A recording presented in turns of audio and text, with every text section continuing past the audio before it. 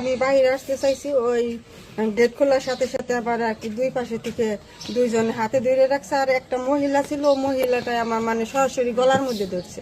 ধরা পড়ে যে আপনি গোয়ালের চাবিটা দেন না, আমি গোয়ালের চাবিটা কি হবো যে গোয়ালের চাবি খুলে গরু নিব।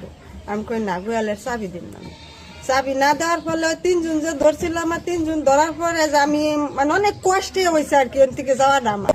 যাওয়ার পরে এই লকটা দেওয়ার সাথে সাথে আমি ঘরের লক করি। ঘরের লক করলে ঘরের লকের যে আমার জালমারিতে কিছু জিনিস ছিল, ওই জিনিসগুলো আর কি আমি স্বর্ণের লক ছিল মোটামুটি কিছু সরাইছি, আর কিছু আছে ওই আর টাকা ছিল 19,000। গলায় ছুরি ধরার পরে আমার ওই টাকা নিতে পারছি, ওই টাকা নিতে পারছিল না।